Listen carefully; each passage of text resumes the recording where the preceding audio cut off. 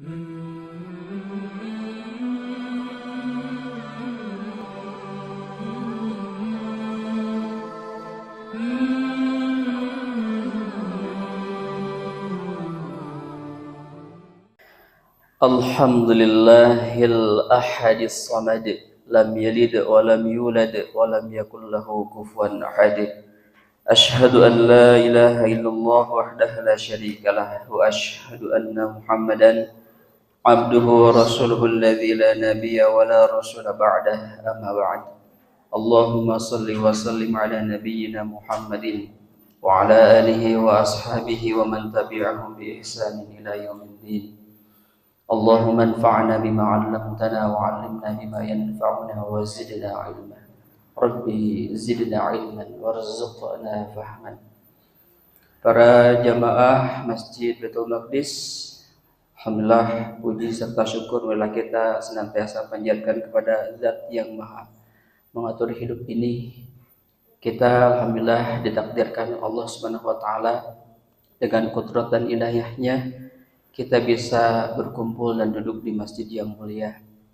Masjid Baitul Maqdis ini adalah ikhtiar suatu perjuangan yang sulit untuk diuangkan karena perjuangannya butuh dengan doa. Pada hari ini alhamdulillah kita sama-sama untuk memakmurkan kembali Masjid Baitul Maqdis, sebuah cita-cita yang sangat lama kami dari 2022 sampai hari ini alhamdulillah sudah berdiri tegak. Mudah-mudahan kehadiran kita oleh Allah Subhanahu wa taala dicatat di sisinya. Semoga ikhtiar kita memantaskan diri kita di masjid yang mulia ini juga sama. Niatnya adalah satu, meraih kemuliaan. Kita ingin mulia, kalaulah kita tidak mampu meraih kemuliaan dari Allah, maka tidak akan dapat kemuliaan tersebut. Maka dari itu kemuliaan hanyalah dari Allah. Caranya adalah cara yang Allah Subhanahu wa taala dan Rasulnya ajarkan. Mudah-mudahan beberapa menit ke depan insyaallah kita akan mengkaji sebuah kajian kitab dari Al-Mukhtasar fi Khuluqil Muslim. Kitab ini disampaikan kepada kita sekalian untuk menambah wawasan kita selaku seorang muslim. Dan hari ini akan diketengahkan terkait tentang judul Khuluqul Muslim fi da'wati ilallahi ta'ala. Akhlak-akhlak seorang muslim dalam berdakwah kepada Allah Subhanahu wa taala. Ikhwatu iman rahimakumullah, disebut khuluq itu asal kata dari khalaqa yakhluqu, bisa khuluqan atau bisa akhlaqa yukhlaqu. Khuluqan, akhlak. Jadi akhlak itu diartikan secara definisi kamus itu adalah satu tabiat, budi pekerti, perangai. Nah, disebut akhlak, nanti akan ada bahasan satu akhlak itu adalah hubungan khaliq kepada hubungan makhluk kepada khaliq, disebut akhlak. Khaliq pencipta, makhluk yang diciptakan, bagaimana hubungan makhluk kepada khaliq, yaitu akhlak.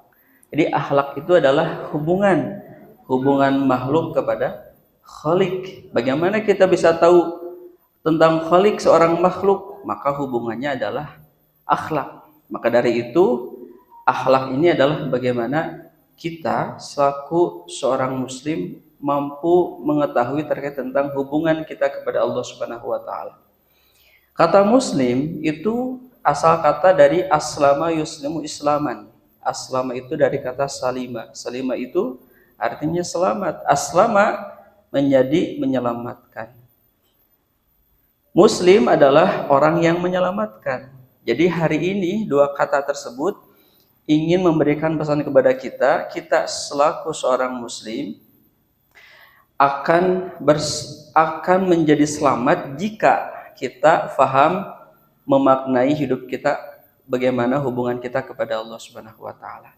Makanya seorang muslim sekarang kaitannya dengan objeknya apa? Fi da'wati ilallahi ta'ala. Nah, mari kita akan kaji, ada beberapa poin di depan yang sudah ada di tangan Bapak Ibu sekalian. Ada 14 poin. Bagaimana akhlak seorang muslim dalam berdakwah ilallahi kepada Allah Subhanahu wa taala. Pertanyaan sederhananya gini, Bapak Ibu. Adik Bapak osok ngajak. Apakah Ibu pernah mengajak? Pernah ya? Mengajaknya banyak, objeknya mengajak makan, mengajak jalan-jalan. Kemudian hari ini juga sama, mengajak pengajian. Itu namanya dakwah. Namanya dakwah. Dakwah itu objek, orangnya dai, ya, orang yang mengajak dinamakan dai. Ajakannya namanya dakwah. Makanya ini dakwah itu adalah secara bahasa mengajak. Bagaimana mengajak ini? Tentunya mengajak ilallahi kepada Allah Subhanahu wa taala. Nah, bagaimana akhlak seorang muslim mengajak kepada saudara muslim untuk mengenal ketauhidan kepada Allah Subhanahu wa taala. Nah, di sini ya. Jadi kenapa kita harus mengajak? Di dalam Quran surat 3 ya, itu disampaikan dari Quran surat ayat ke 101, 102, nanti kan ada 105 di situ. Ayatnya sangat populer yang disampaikan terkait oleh seorang khatib. A'udzubillahi minasyaitonirrajim. Ya ayyuhalladzina amanu taqullaha haqqa tuqatih wa la tamutunna illa wa antum muslimun. Terus ke bawahnya wa'tasimu bihablillahi jami'an wala tafarraqu. Nah, terus di bawahnya lagi nanti akan ada wal takum minkum ummatu yad'u. Nah, itu Pak. Jadi hendaklah di antara kalian ada sebagian orang yang mengajak yad'u ya, ilal khair wa ya'muruna bil ma'ruf. Nah, inilah yang mendasari kenapa seorang muslim harus mengajak kepada kebenaran. Baik Bapak Ibu, di makalah Bapak Ibu semuanya bahasa Arab? Biasa macana? Insyaallah. Nah, kita akan bahas satu persatu. Poin pertama, bagaimana dan apa yang harus dilakukan seorang muslim untuk mengajak di jalan Allah Subhanahu wa taala. Yang pertama oleh penulis yaitu disampaikan kun shadiqan ma'allah.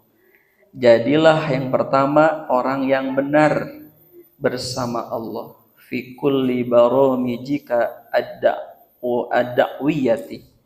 Dalam segala program-programmu dari dakwah. Yang pertama yang harus dijadikan basic seorang dai itu, seorang yang mengajak kepada jalan Allah itu adalah pastikan dirinya benar. Itu. Kenapa dipastikan dirinya benar? Satu, karena akan mengajak. Karena orang yang mengajak, orang yang diajak pasti akan melihat orang yang mengajak. Misalkan Iki mengajak kepada temannya melihat Iki itu benar nggak ya ngajak? Dilihat dari penampilannya benar, omongannya tidak pernah salah, iya, pasti ikut tuh. Jadi orang yang mengajak itu dipastikan benar dulu orangnya. Ketika orangnya secara perkataan, sikap, perilakunya benar, maka lanjutkan untuk mengajak kepada orang lain. Biasanya begitu. Jadi orang yang diajak itu meyakini bahwa yang mengajak itu adalah orangnya benar. Kun shadiqan ma'allah. Benarnya menurut siapa benarnya? Benarnya adalah menurut Allah. Jadi kalau Bapak Ibu sekalian mengajak sholat, Bapak Ibu sudah paling duluan sholat. Jadi sudah benar-benar sholat. Jadi kalau Bapak Ibu mengajak sholat, Ibu diam-diam saja di ruang tamu, itu belum benar tuh ngajaknya tuh. Kenapa? Karena belum dikatakan kun shadiqan. Jadilah bukan berarti seseorang itu belum benar. Jadi harus benar dulu. Apa yang mendasari kita harus menjadi orang yang benar dulu? Kata shadiq itu seakar kata dari kata sodako, yasduku sidqon. Ada kata sodakoh kan?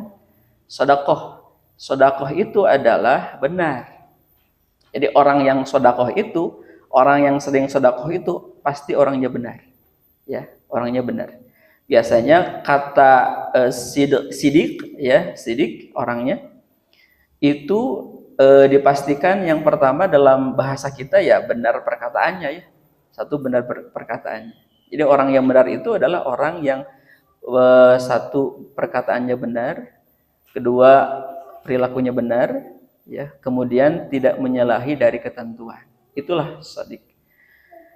Kemudian ada juga orang yang dikatakan atau mendapatkan julukan as-siddiq, ya. As-siddiq siapa dia?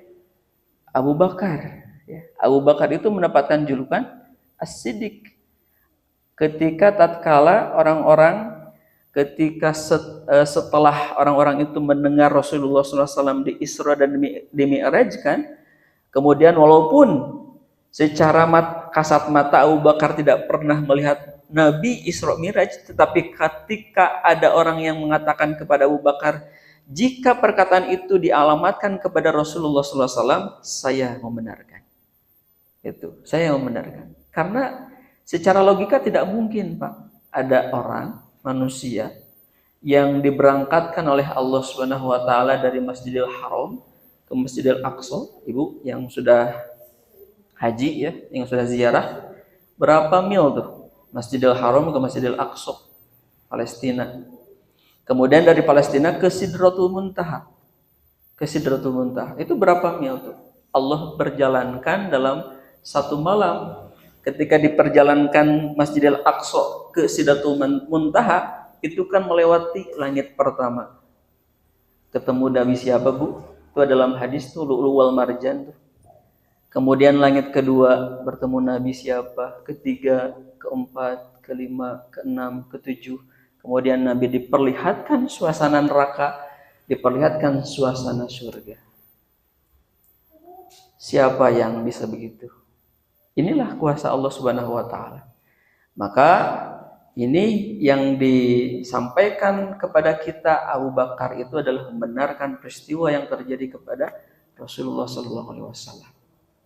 Sabda firman Allah Subhanahu wa taala, ya ayyuhalladzina amanu, wahai orang-orang yang beriman.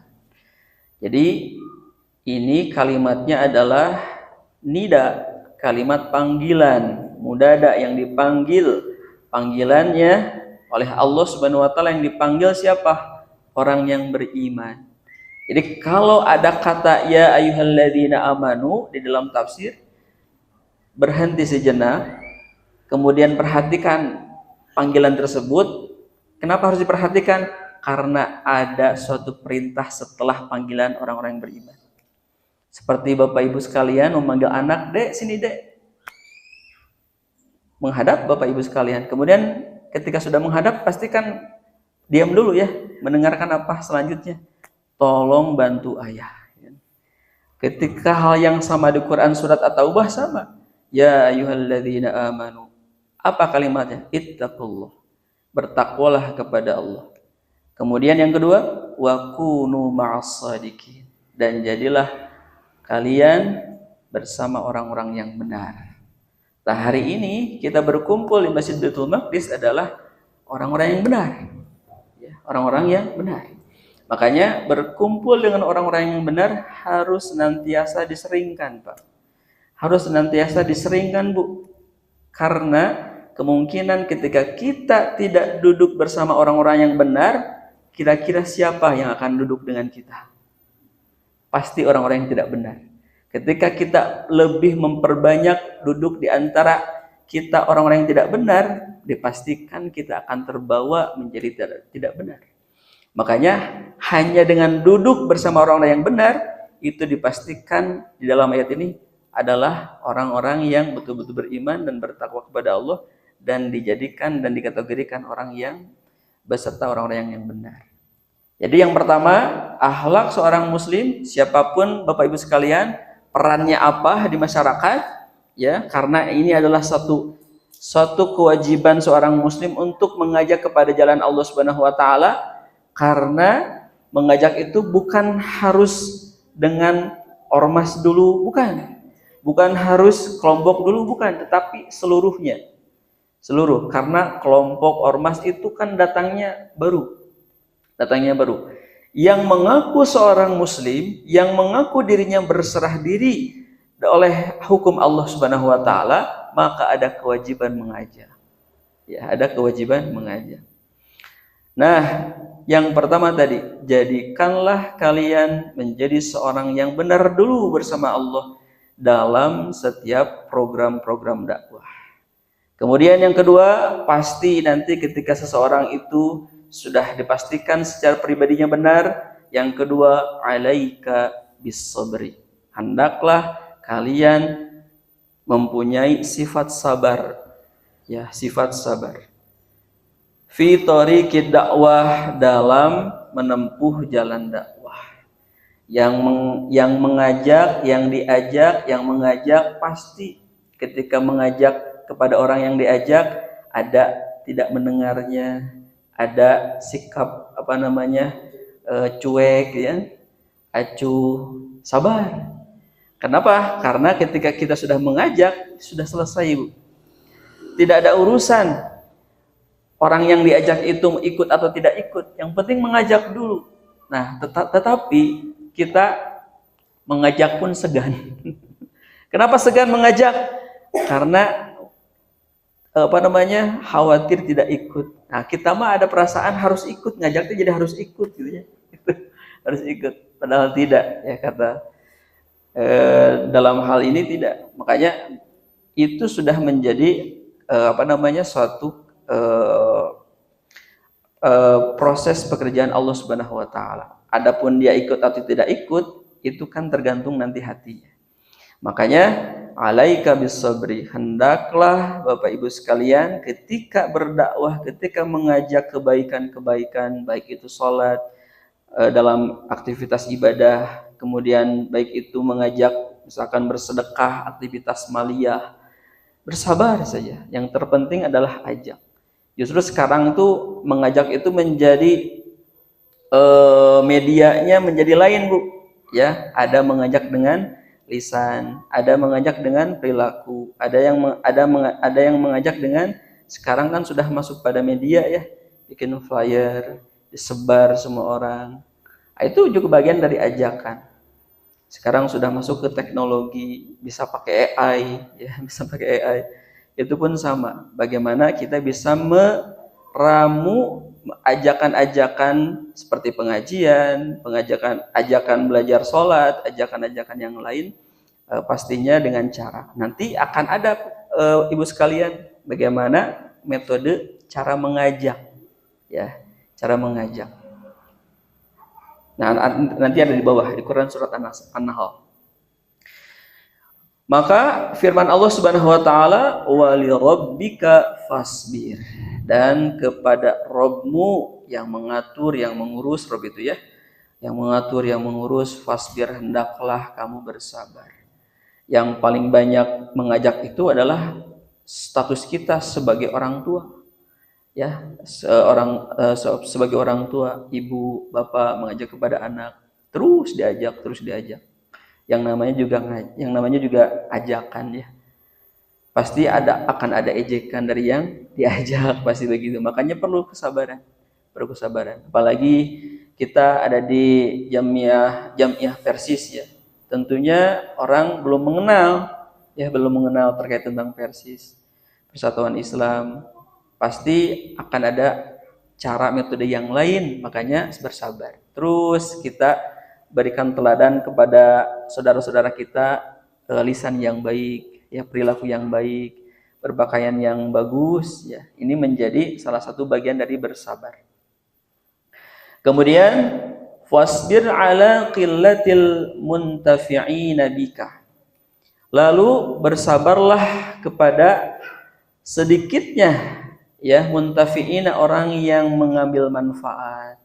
Jadi ajakan pengawasan teh 2 minggu satu acan punya, tetapi yang akan menerima manfaatnya itu sedikit.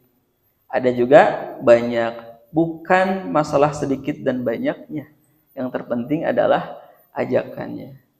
wasbir ala kalamil mukhalifina laka, dan bersabarlah atas perkataan yang berbeda, ya. Jadi suka ada perkataan nyinyir, Bu, Pak ya. Itu mah Anas we ngawas-ngawas ini. Tapi ngarumpi di tukang sayur mah masih jangan gitu ya. Orang mah ngarumpi mah jangan. Gitu. Tetap bergaul, tetap ya. Belanja ke pasar, belanja ke tukang sayur, tetap kita bergaul, tetapi hati-hati orang yang mengajak itu biasanya akan dilihat ya, diperhatikan. Wasbir ala jafa'in nasi ma'aka, dan bersabarlah atas kekasaran manusia. Tadi mah ada orang yang nyinyir, sekarang mah kan orang-orang tuh berbeda-beda ya, apalagi di komplek. Tipikal sikapnya orang berbeda, ada yang lembut, ada yang kasar. Makanya bersabar, Pak. Bersabar. Kita bersabar dari orang yang keras, apakah sudah melangit? Apakah sudah mengalami belum? Sudah apa ya? Sudah mengalami. Kita akan merasakan sabar dari orang yang keras karena sudah mengalami. Berbeda dengan orang yang belum mengalami, itu akan berbeda. Makanya sabar saja, Pak. Karena kenapa? Karena perkataan orang itu akan ada selesainya. Ya, akan ada selesainya. Makanya yang kedua, kata penulis yang harus kita persiapkan dalam berdakwah itu adalah kesabaran. Yang pertama, dia menjadi shadiq, ya, orang yang benar. Dan yang kedua, persiapkan mental kita sabar. Makanya kesabaran itu bukan ada di pikiran, Pak. Kesabaran itu adanya di hati. Kalau kesabaran ada di pikiran, orang yang berkata kepada kita buruk, pasti ya pikiran kita akan berbalas keburukan. Makanya kendalikan pikiran yang buruk itu dengan hati. Agar apa? Agar tidak menimbulkan keburukan. Yang namanya keburukan biasa lewat perkataan. Sekarang kan ujaran kebencian di media sosial sungguh dahsyat, Pak ya. Hanya ujaran kebencian itu kan sampai dicari-cari. Orang Sunda dicari-cari ya, orang yang mengejek kepada orang Sunda. Itu jadi hati-hati ya, hati-hati. Kita juga sama, ketika ada orang yang melakukan ujaran kebencian, kita jangan terpancing. Ya, jangan terpancing. Lihat dulu situasinya, siapa kita? Apakah dengan keterpancingan kita kepada ujaran kebencian menyelesaikan masalah atau tidak? Ya. Sekiranya kalau tidak, kita kan ada di negara hukum. Nah, makanya lakukan dengan satu jalur hukum. Makanya di dalam berdakwah pun sama, ada hukum-hukum yang berlaku. Jadi ketika berdakwah, hati-hati memaksakan orang. Jadi diseret-seret, batur teh ke masjid, ayo ke masjid, ke masjid. Justru nunjuk alim ya, nunjuk alim. Ulah, gitu. Tetap mengajak. Nah, berikutnya yang ketiga, la tatakallam illa bima ta'lam. Ketika Bapak Ibu menjadi seorang yang benar, kemudian bersabar, dan yang ketiganya yang harus Bapak Ibu lakukan adalah la tatakallam. Waalaikumsalam. La tatakallam, janganlah berbicara, engkau berbicara illa bima ta'lam, kecuali apa yang Bapak Ibu ketahui. Jadi kalau Bapak Ibu berbicara yang tidak Bapak Ibu tidak ketahui, maka jangan disampaikan. Umar bin Khattab pernah ditanya ya terkait tentang ilmu, ya. Apa itu ilmu? Nah, Umar bin Khattab menjawab, ilmu itu adalah qala Allah. Satu, apa yang difirmankan Allah. Yang kedua, wa qala Rasul. Dan yang kedua adalah apa yang disabdakan Rasul. Dan yang ketiga, kata Umar, ilmu itu adalah la adri, tidak tahu. Itulah ilmu. Jadi Umar bin Khattab pernah ditanya tentang ilmu. Apa ilmu itu? Ilmu itu apa yang difirmankan Allah Subhanahu wa taala. Itu Al-Qur'an. Jadi Al-Qur'an itu adalah firman Allah yang benar. Maha benar ada di dalam Al-Qur'an. Kemudian bagaimana contohnya? Contohnya ada pada Nabi sallallahu alaihi wasallam. Dan jika tidak ada di Al-Qur'an, tidak ada di sunnah Nabi, apa yang engkau akan lakukan atau katakan? La adri, cukup aku tidak tahu. Wa idza su'ilta amma la ta'lam, apabila engkau ditanya tentang apa yang engkau tidak tahu, fakul, apa yang engkau akan katakan? La a'lam, aku tidak tahu. Ya, aku tidak tahu. Jadi ibu teh ada teh sasinon Bu, Jumadil akhir. Jumadil akhirnya kabing sabaraha? Dua-dua dulu. Dua-dua sanes. Dua-dua dulu nya. Pamit lepat dua-dua, pamit lepat dua tilu. Nah, ibu teh bertanya, iraha Ramadan? Ibu teh pamit lepat mah Februari. Hari ibu Ramadan mah hiji Ramadan, Bu. Kadang sok benten teh tina Masehina nya. Oh 23. Ya, 23 nya, 23.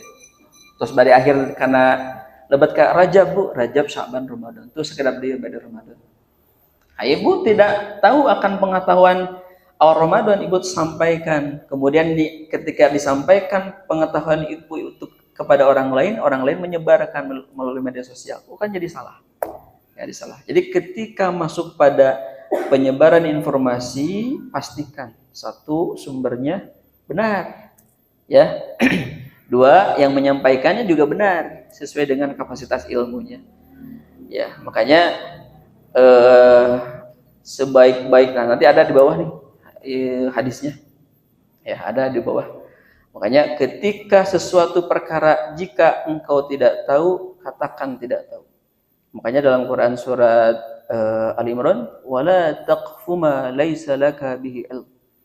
Maka janganlah engkau ikuti sesuatu perkara yang engkau tidak ada pengetahuan di sana.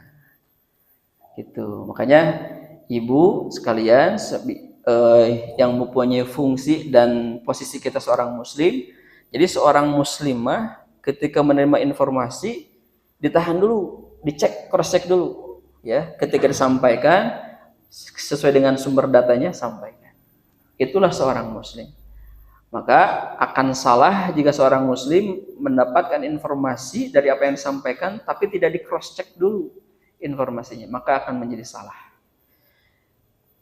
Berikutnya, apa yang harus kita lakukan? Yang keempat, akhlak seorang muslim dalam berdakwah kepada Allah Subhanahu wa taala. An-nasu yuridunaka ibtisamataka. Orang-orang itu mengharapkan senyumanmu. Jadi, ibu ngajaknya berwudu ya. Ibu, ayo, orang masjid. Atau alimun ya. Sampaikan kepada anak atau saudara kita yang benar. Ibu, hari ini ada pengajian, jika ibu berkenan hadir dan ada waktu, yuk sama-sama sampaikan. Kemudian dengan senyum, wa kalamaka thayyib, dan perkataan yang baik, ma'arifki, disertai dengan lemah lembut, fi ta'amuli, dalam berinteraksi. Jadi seorang dai itu yang keempat adalah perkataannya yang baik, lemah lembut. Kenapa? Karena orang-orang ya melihat kita itu ingin dipastikan karakternya baik, mukanya banyak tersenyum. Biasanya orang-orang dai seperti ini bisa meluluhkan hati biasanya. Ya, bisa meluluhkan hati. Berbeda dengan jika melihat orang yang diajak mukanya muram, ya, pipik dua nana kehandap. Gitu ya. Makanya bisa jadi orang yang diajak itu melihat, kayaknya bapak ini sedang banyak masalah ya. Nah, makanya banyaklah tersenyum ya. Dalam hadis apa Bu? Tabassumuka li ahuka shadaqatun. Jadi senyum kepada saudaramu adalah sedekah. Jadi senyum itu menjadi gerbang seseorang itu melihat hati. Jadi hati seseorang itu tinggalnya raina. Ya. Jadi paling tidak muka ini cerminan hati. Jadi kalau muka ini banyak tersenyum, berarti hatinya bersih. Kalau muka ini banyak menangis, berarti hatinya lembut. Ya. Kalau muka ini seram kejam, berarti hatinya kasar. Gitu. Ya. Biasanya bapak-bapak biasanya. Gitu ya. Mudah-mudahan tidak setelah kajian ini. Jadi dipastikan ketika Bapak Ibu sekalian ingin mengajak, kondisikan sikap pribadi Bapak Ibu sekalian. Satu, yang ada di wajah, berikan senyuman kepada saudara yang akan diajak. Pastikan kemudian yang berikutnya Bu, ada 3 satu tips atau suatu hal yang harus dilakukan oleh ibu adalah yang pertama, gestur. Ya. Gestur itu gerak tubuh. Ya, gerak tubuh. Gerak tubuh teh tidak gini, kan gini itu kan menolak, kan artinya menolak. Dipastikan dada terbuka itu berarti hati yang terbuka. Kemudian berikutnya posisi kepala tidak banyak menunduk. Ya, datar saja, dangah tinggulah Bu, gitu ya. Tak apa sendal kayak pilih pagentas. Ya, gestur Bu. Yang kedua, intonasi. Intonasinya lembut Pak, tidak tinggi, tidak kasar. Jadi ketika mengajak intonasi hati-hati. Kemudian yang ketiganya tempo ulah cepeting, ya. Khawatir tidak jelas yang disampaikan. Jadi ketika mengajak, gestur, intonasi, kemudian tempo, yaitu dipastikan akan mendengar ajakannya. Sama Bu, nanti komunikasi ibu bapak searah, ya. Kemudian komunikasi bapak ibu juga kepada anak, pastikan dalam keadaan tenang dulu. Jadi biasanya ibu-ibunya ros di mana? Kurang kali di lantai 2 gitu. Biasanya begitu ya. Ibu, ibu menuju masak naonnya, muka kemana? Gitu. Nah biasanya kalau ingin komunikasi lihat wajahnya, lihat matanya dulu, ya, matanya lihat dulu. Jadi kalau teriak-teriak, muka kemana, itu biasanya tidak didengar biasanya, gitu ya.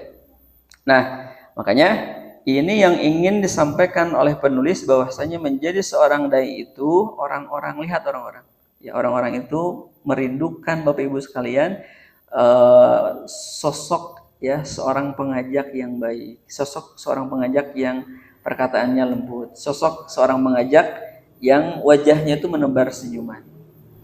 Kelima, apa yang harus kita lakukan berikutnya? Al-hikmatu min a'zami simatid da'iyah. Bahwasanya kebijaksanaan merupakan sikap sifat seorang dai, ya. Di antara keagungan sifat-sifat seorang dai adalah bijaksana. Bagaimana kita mendapatkan sikap bijaksana? Diajar singulami, karena targetan seorang pencari ilmu adalah ilmu. Targetan orang yang sudah mencapai pada tahapan level ilmu adalah bijaksana. Jadi orang yang sering menghadiri kajian-kajian ilmu itu yakin Pak, targetkan kita adalah meminta kepada Allah hikmah. Hikmah itu adalah orang yang dengan seluruh ilmunya dia mampu bersikap bijaksana. Gitu. Mampu seseorang itu bisa menghadirkan kebijaksanaan. Terkadang kebahagiaan itu bukan diukur dengan banyaknya aset, ya, bukan. Justru kebahagiaan itu ternyata bukan diukur dengan materi. Justru kebahagiaan itu diukurnya adalah bagaimana sikap dan menyikapi kita kepada suatu objek, apakah bijaksana atau tidak. Biasanya akan menenteramkan hati, Pak. Berbeda dengan seseorang yang meraih sesuatu itu hanya kesenangan saja. Yang namanya kesenangan kan fisik mata, ya. Jadi upami tos sumping motor anu dipikau yang kumurang kali teh kesenangannya tercapai.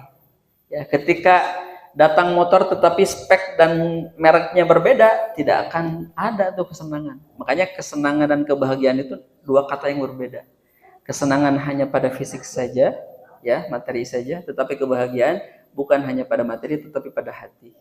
Makanya ajarkan anak, pasangan, orang lain, saudara kita adalah ajakan yang bijaksana. Hadirnya bijaksana itu timbul dari hati.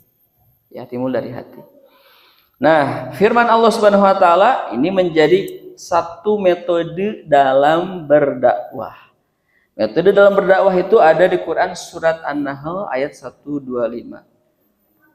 Ayatnya, ud'u ila sabili rabbika bil hikmah. Ajaklah kepada jalan Rabbmu bil hikmah, dengan bijaksana. Kengeng-ngengengkeun bijaksana teh kumaha carana? Ku milari ilmu. Ari milari ilmu teh cekap di YouTube hungkul teh cekap. Kenapa? Karena di dalam ilmu itu harus mendapatkan reaksi emosional. Jadi mata ketemu mata, telinga ketemu telinga. Jadi dipastikan ilmu itu jika mata interaksi dengan mata ada kontak, kemudian telinga juga dipastikan ada kontak di telinga, pastikan nanti di akal memproses. Ketika akal memproses, masuk ke dalam hati. Lebet bu ilmu. Berbeda dengan ilmu disampaikan mata tidak kontak mata, telinga tidak kontak telinga, dipastikan akal tidak bisa memproses ilmu. Makanya ilmu tidak sampai di hati. Gitu. Makanya saya sampaikan kepada anak-anak tuh di sekolah, hati-hati ya, ilmu itu didapatkan jika ada interaksi kontak indera. Jika kontak indera itu terhubung, ilmu nyampe. Jika kontak indera tidak terhubung, tidak akan nyampe. Nah, begitu ya.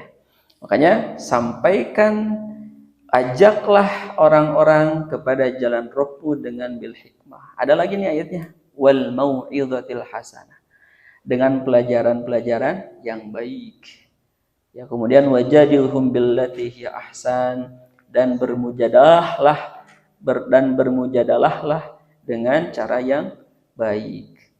Wal hikmatu hiya ittikhadzul mauqifil munasibi fi kulli ma tawajjuhi ini min mawaqifi wa masaili. Apa itu hikmah? Hikmah itu adalah mengambil sikap-sikap yang benar, yang sesuai dari setiap apa yang kita hadapi, baik situasi dan kondisinya, baik situasi dan masalahnya. Jadi kita mengambil sikap, sifat yang sesuai dengan kondisi dan masalah. Jadi upami Bapak Ibu sekalian mendapati masalah, hati-hati ya. Karena masalah yang besar itu sebetulnya tidak ada masalah, Pak, Bu. Masalah itu tidak ada yang besar, masalah itu tidak ada yang kecil. Menjadi besar dan kecil tergantung sikap. Itulah hikmah. Gitu. Jadi upami ibu mempermasalahkan anduk basah tina kasur, ya, ibu teh terus dicarioskeun kemana-mana jadi besar, Bu. Ya. Jadi anduk basah di atas kasur menjadi masalah besar jika ibu terus diungkap-ungkit jadi menjadi besar. Tetapi masalah besar menjadi masalah kecil, ya. Korupsi triliunan kalau ditutup rapat oleh para aparat akan menjadi kecil, gitu ya, akan menjadi kecil. Makanya di sini harus ada sikap sifat seorang dai. Bapak, ibu, bapak yang ada di Persis, ibu yang ada di Persistri, maka ini penting kajian-kajian terkait tentang mempersiapkan diri kita untuk berdakwah kepada orang-orang, kepada umat. Kemudian berikutnya, yang keenam, apa yang harus kita lakukan dalam berdakwah berikutnya adalah ud'u linnas, ajaklah orang-orang bitaufiqi, dengan suatu jalan yang bisa memberikan keuntungan. Taufik itu kan pertolongan. Ketika seseorang mendapatkan pertolongan kan menjadi beruntung. Wala tad'u alaihim, dan janganlah Bapak Ibu mengajak dengan suatu keburukan. Maka firman Allah Subhanahu wa taala, ingat bahwa ketika kita mengajak kepada orang, sampaikan bahwa dengan ajakan kita akan memberikan suatu keuntungan.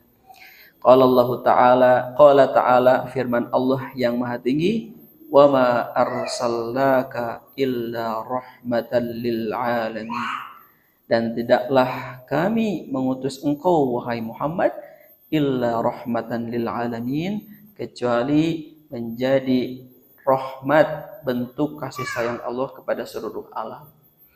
Jadi bentuk seluruh alam rahmatnya bukan hanya kepada manusia, Pak. Ya, bukan hanya kepada manusia saja. Pada saat Nabi ada di Madinah, ya, Nabi itu menyampaikan suatu pidato kepada orang-orang Madinah. Ya ayuhan nas, wahai sekalian manusia, ya, hendaklah kalian absus salam, tebarkanlah salam. Wa at'imut ta'am, dan berikan makanan.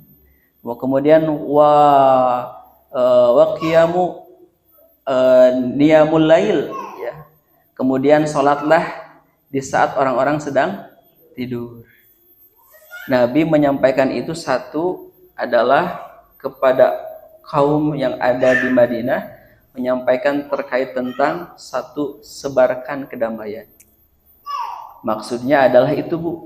Jadi jangan sampai kehadiran kita menjadi tidak damai. Keberadaan kita di komplek, keberadaan kita di tempat duduk kita, jangan sampai orang terganggu dengan keberadaan kita. Jadi mengucapkan salam itu bukan hanya assalamualaikum warahmatullah, tetapi berikan, realisasikan, Bu, assalamualaikum warahmatullah dengan cara samangkok sayur, Bu, daging 1 kilo gitu. Bapak assalamualaikum teh, jika Bapak atasan berikan baju, Pak, dina waktu lebaran.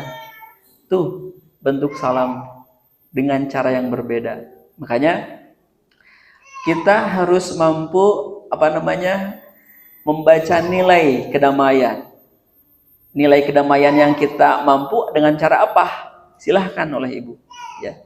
Ibu bisa membantu program-program masjid, itu adalah bentuk salam. Assalamualaikum. Makanya bentuk salam itu adalah bagaimana kita bisa memberikan kedamaian, keselamatan kepada orang lain. Kemudian wa'at'imut ta'am, berikanlah makanan. Di sini tidak disampaikan harus kepada umat Islam saja. Terkadang kita memberi itu kepada seseorang yang pernah memberi kepada kita. Gitu. Berbeda dengan orang yang tidak pernah memberi, kita tidak mau memberi kepada orang lain. Hese begini. Kita hanya mampu dan ridho kepada orang yang telah memberi kepada kita. Tetapi kita tidak ridho orang yang tidak pernah memberi kepada kita. Berarti hitung-hitungannya tak ikhlas berarti. Tak ikhlas. Tetapi dalam Islam bukan begitu. Ya, bukan begitu. Sedikit apa yang kita punya berikan kepada orang lain. Kenapa? Karena bisa jadi apa yang kita makan habis, Bu, tetapi apa yang kita berikan kepada orang lain menjadi kekal. Ya, menjadi kekal. Berikutnya, 7, la tandur lil mujtama min zawiyatin salbiyatin. Jangan memandang masyarakat bahwa masyarakat itu adalah masyarakat yang buruk, ya. Legok hayamah misalkannya masyarakatnya teh A, B, C, D, jangan. Ya, jangan. Karena kita tidak mengetahui apa yang dilakukan oleh masyarakat. Mungkin saja ada hanya segelintir orang, tetapi digeneralisasikan. Makanya jangan seorang dai itu melihat ketika masuk dia berdakwah ke kampung A, B, C, D, dia beda sikap. Ketika ada kampung B, D, E, F, ya, karena sikap dan pemberiannya banyak, kemudian beda sikap. Harus sama.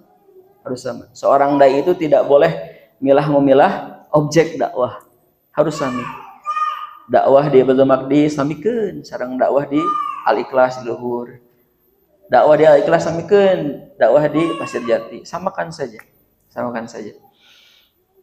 Makanya balkun ijabiyan, akan tetapi tetaplah diri kalian menjadi seorang yang punya sikap mental ijabian positif. Salbian mah negatif, salib, kalimat salib. Salib itu negatif. Kemudian wanzur lil khairil ladzi fi qulubihim wa tafa'ala. Dan lihatlah kepada kebaikan hati masyarakat tersebut, di dalamnya ada optimisme. Biasanya masyarakat itu kan punya suatu keinginan, ya, kepada seorang dai yang mengajak gitu. Karena bisa jadi masyarakat itu enggan untuk menghadiri pengajian karena mungkin dirinya, ya, memandang dirinya kurang layak. Nah, kita sampaikan, berikan motivasi kepada masyarakat tersebut. Makanya seorang dai hukumnya menjadi tidak boleh harus memilih objek dakwah. Bahkan mencap ya, menghukumkan masyarakat ini masyarakat buruk, tidak boleh. Tidak boleh, karena kita sedang berhadapan dengan Allah, bukan berhadapan dengan masyarakatnya, bukan. Pada dasarnya, hakikatnya adalah kita sedang berhadapan dengan Allah. Apakah yang disampaikan kita adalah benar, atau yang disampaikan kita adalah salah. Kemudian 8, iqbalil nasihata. Terimalah nasihat. Wan naqda, dan kritikan alladzi qad yasiluka minan nas, yang disampaikan kepadamu dari orang-orang. Jadi upami ibu ulahilah bu ya. Jadi harus ada dua arah. Ini kan monolog satu arah. Ketika terjadi dialog dua arah, kemudian dua arah tersebut itu mengkritik Bapak Ibu, dengarkan bu. Ya, dengarkan. Didengarkan, kemudian jangan dikritisi. Kalau kritikan atau nasihat itu baik. Kemudian wala tatakabbar 'alan nasihati, dan janganlah bersikap takabur terhadap nasihat. Karena ibu sudah selesai, bapak sudah selesai sekolahnya sampai S4 gitu ya. Jadi sudah tidak menerima nasihat, tidak begitu ya. Jadi jangan sampai gelar itu menutupi baju kemuliaan ibu karena dikritik orang lain. Tetap dengarkan. Kita seorang dai, walaupun sudah berlalu lalang kemana, ya nyarios atau berdakwahnya, kemudian ada seseorang yang baru datang nih, pemain baru dainya, kemudian mengkritik ibu, kemudian ibu menolaknya, jangan seperti itu, ya. Bisa jadi itu menjadi salah satu cara Allah untuk kita agar tidak berlama-lama dalam keadaan nyaman, gitu, ya. Jadi seorang dai itu anu ngeritik nyaman deh, jangan. Justru sesekali upami pamegat kadu jadwal khatib Jumat satahunan teh full punya 12 bulan aya Jumat per 3 bulan mah urang jadi mustami. Nah, saya juga begitu Pak. Ulah sering teuing jadi khatib ya. Sesekali kita harus jadi makmum, agar kemudian apa yang kita sampaikan itu atau kita mendengarkan mungkin lebih baik dengan caranya. Nah, yang berikutnya yang 9, istasyiril ulama, bermusyawarahlah dengan para ulama fil ahwali, dalam hal-hal allati tushkilu alaika, yang hal tersebut sulit atasmu, wa khosotan, dan khususnya indal fitani, jika terjadi pertikaian, wa ikhtilafil umuri, dan terjadi perselisihan urusan. Jadi paling tidak di jamiah kita juga harus ada namanya majelis, kalau di PP namanya majelis tafkir ya, majelis untuk berfikir. Kita juga harus ada majelis untuk membahas tentang suatu keadaan yang sulit dilakukan oleh kita dalam berdakwah. Ya, fitnah-fitnah yang terjadi sekarang sudah sangat dan semakin banyak fitnahnya. Waqtilafil umur, dan perselisihan terkait tentang urusan juga sangat banyak. Makanya jika ada dan terjadi fitnah, suatu hal yang menjadi ujian cobaan kepada umat Islam ini, khususnya dai harus memperbanyak suatu kumpulan-kumpulan yang dimana kumpulan tersebut membahas suatu urusan. Baik urusan apa yang sekarang terjadi. Yang sekarang terjadi apa? Misalkan bencana banjir Aceh, Sumatera Barat, Sumatera Utara, diskusikan bagaimana saudara-saudara kita, apakah ada di antara mereka bagian dari organisasi kita bantu ya, ataupun di luar itu, bukan hanya kepada organisasi orang lain umat muslim khususnya kita bantu. Nah, itu yang menjadi bagian, kata penulis, perbanyaklah bermusyawarah, berkonsultasi dengan orang-orang yang ahli ya dalam hal-hal yang sulit dipecahkan permasalahannya. 10, la tahris ala syuhrati, janganlah kamu mencari ketenaran. Jadi Bapak Ibu karena misalkan berdakwah di Masjid Al Barokah, masjid kecamatan, jadi ibu ingin terkenal sekecamatan. Ya, kemudian wasana'i minan nas, dan jangan mencari pujian manusia. Tidak boleh mencari pujian manusia. Fokus saja kepada Allah Subhanahu wa taala, jalannya menghadapi umat di masyarakat. Hati-hati ya, jangan mencari ketenaran. Karena kenapa? Karena ajakan dengan mencari ketenaran tidak akan sampai kepada Allah Subhanahu wa taala. Jalannya tidak akan mudah. Makanya seorang dai, kalaulah Nabi sallallahu alaihi wasallam itu istighfarnya 70 kali, maka seorang dai itu harus lebih dari 70 kali. Karena lebih banyak berbicara daripada mendengar. Gitu. Kalau bisa ibu khususkan waktu untuk beristighfar berapa kalinya silahkan.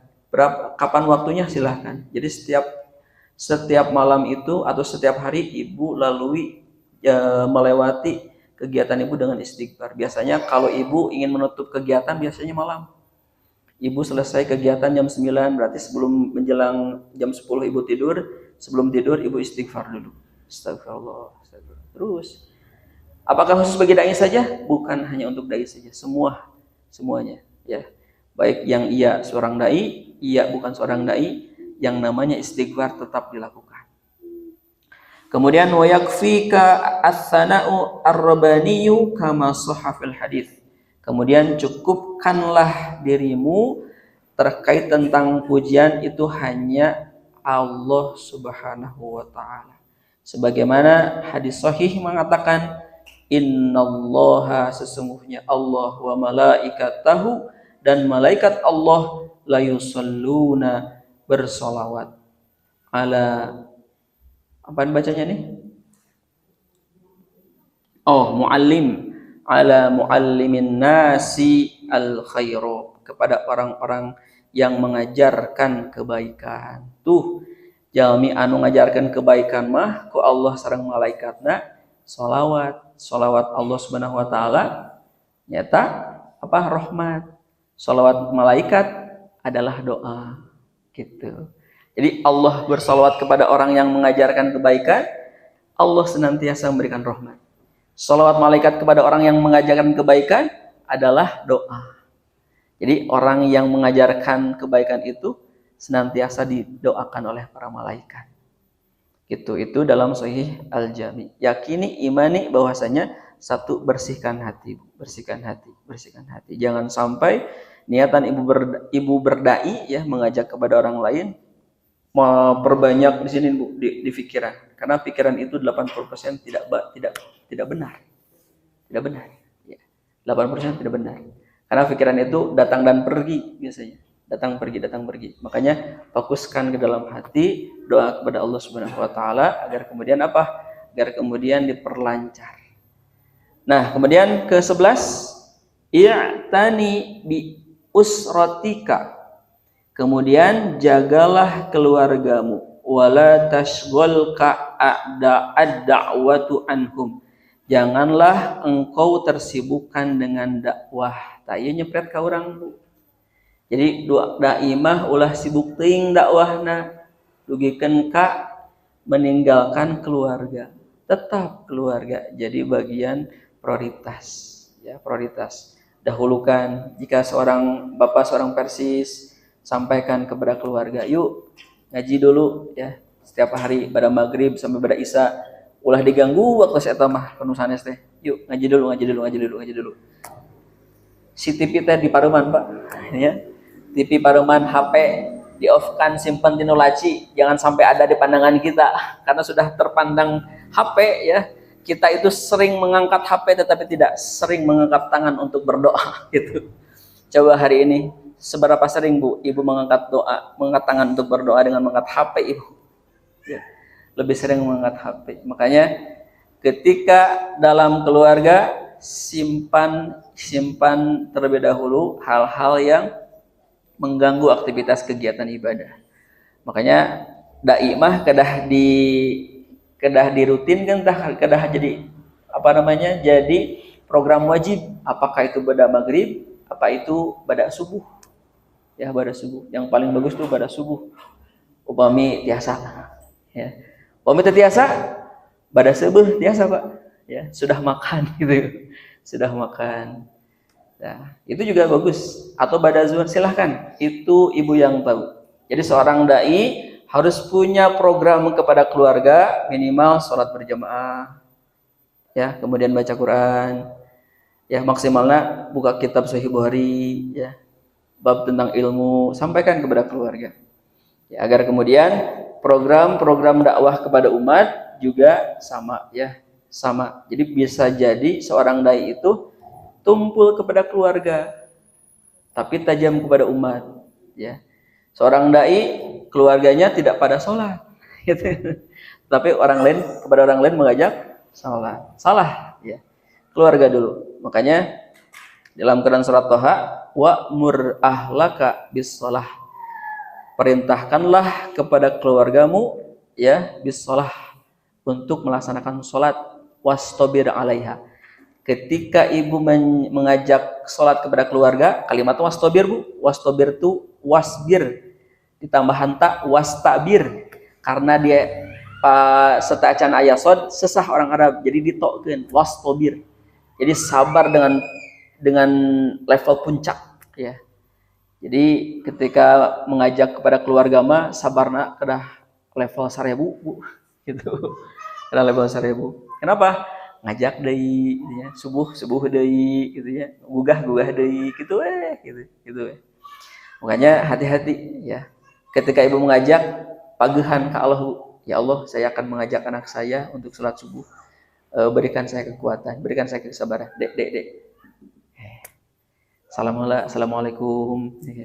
Jadi assalamualaikum teh ulah kanu yang sudah bangun, yang belum bangun pun assalamualaikum, Bu. Gitu. Karena masuk ke dalam otak nanti, ya. Kemudian ke-12, rotib waktaka wa baromijaka. Kemudian susunlah waktumu dan programmu, wa a'malaka, dan pekerjaanmu, aktivitasmu, wa qaddam biasa, wa qaddimil ahammi fal muhimmu, dan dahulukan perkara yang penting, dan dahulukan, prioritaskan perkara yang penting. Jadi ibu belajar untuk menyusun. Upami ibu, kalau saya di rumah punya papan tulis sengaja, Bu, 220 cm ke 1 meter lebih. Iya, papan tulis di sekolah ngaja kau di peser. Ditulis programnya, ya, Senin, Selasa, Rabu, Kamis, Jumat, Mungkin Ahad. Ditulis kegiatannya. Untuk apa? Itu adalah bagian untuk menyusun waktu, program, aktivitas. Jadi antara ahad ke ahad jelas kegiatannya. Itu juga sama, sampaikan bagi seorang dai itu, Dek, pemia tanggal sekarang kaji di mana, sampaikan ke suami, ke istri, ya ibu, insyaallah nanti ada kegiatan ini di sini, sampaikan programnya. Jadi presentasi ke keluarga, Bu, gitu, supaya keluarga yang ditinggalkan paham. Kemudian berikutnya, badir fi qtinasil furosi allati tastati'u minal khilali nafa'an nas. Kemudian bergegaslah dalam menerima peluang atau memanfaatkan peluang-peluang yang bisa mendapatkan manfaat kepada manusia. Jadi bergegaslah. Jika ada suatu program manfaat, misalkan Bapak Ibu hari ini ada program manfaat wakaf, nah, ibu bergegas. Hari ini akan, misalkan di depan ada pembuatan berdakwah, senantiasa berlatih dalam seni mengajak untuk perubahan, perkembangan atau pengembangan diri dalam mengajak. Jadi di dalam dakwah itu ada seninya, seni komunikasi, seni merangkul orang, seni, ya, kemudian menyampaikan kalimat-kalimat, atau seni menyampaikan lewat media sosial. Itu terus dilatih, ya. Wa min tilkal majalatil muhimmah, dari hal-hal atau bidang-bidang yang penting. Fununul ilqai wal khutobati, seperti seni penyampaian khutbah, seni ceramah. Fununut tasomimi, atau seni desain. Wal muntaji, atau seni penyuntingan, desain grafis. Wa ghairiha, dan selainnya, mimma yushimu fil itqani da'wiyati, untuk berkontribusi dalam penyampaian dakwah. Jadi seorang dai terus dilatih ya. Jadi ketika dilatih di dalam menyampaikan berdakwahnya pasti akan ada kekurangan. Ya, berdakwah, menyampaikan dakwah kepada yang semuanya itu misalkan terkait tentang bahasa, maka berlatih dengan bahasa tersebut. Kemudian sampaikan terkait tentang program yang lain ya. Kajiannya ya, baik dalam program khusus misalkan bidangnya bidang tauhid, kaji lagi, berlatih lagi, belajar lagi. Terus, jadi seorang dai tidak boleh berhenti belajar. Jadi ini menjadikan catatan penting bagi kita, seorang dai baik di Persis atau Persisri ataupun di luar yang lain, sebagai fungsinya baik itu sebagai tokoh, maka di sini yang terakhir latih ya, dilatih. Kalau tidak dilatih, pisau dibiarkan walaupun tajam, tetapi tidak dipakai Bu ya, akan tumpul. Manusia begitu juga sama. Ketika berdakwah, ketika menyampaikan tidak ada latihan, maka akan sulit. Kemudian yang terakhir, bagi seorang dai, bagilah waktu di dalam 24 jam. Ya, yang pertama, waktu untuk keluarga harus ada. Jadi waktu untuk keluarga dari maghrib sampai dengan pukul 9 malam. 9 malam sampai dengan pukul 1 atau 2 dini hari itu istirahat. Nanti dini hari sampai dengan pukul 6 itu aktivitasnya adalah bermunajat kepada Allah Subhanahu wa taala, tahajud, kemudian salat subuh. Kemudian nanti pukul 6 persiapan untuk aktivitas siang sampai sore. Nah, itulah yang bisa disampaikan terkait tentang al-khuluq atau khuluqul muslim fi da'wati ilallahi ta'ala. Akhlak seorang muslim dalam berdakwah kepada Allah Subhanahu wa taala. Sedikit yang bisa disampaikan terkait tentang ringkasan ini, mudah-mudahan menjadi manfaat untuk kita. Mudah-mudahan bisa menjadi suatu penyegaran dalam berdakwah kepada umat. Mudah-mudahan fungsi kita sebagai kepala rumah tangga ataupun ibu rumah tangga ataupun siapapun diberikan ilmu ini bisa semakin siap untuk bisa mengajak kepada umat terkait tentang kebaikan. Itu saja yang bisa disampaikan. Mudah-mudahan menjadi ikhtiar kita memantaskan menjadi orang-orang yang mulia di sisi Allah Subhanahu wa taala. Rabbana zalamna anfusana wa illam taghfir lana lanakunanna minal khasirin. Rabbana atina fid dunya hasanah wa fil akhirati hasanah wa qina adzabannar. Walhamdulillahirabbil alamin. Aqulu qouli hadza wa astaghfirullah li wa lakum. Wa assalamualaikum warahmatullahi wabarakatuh.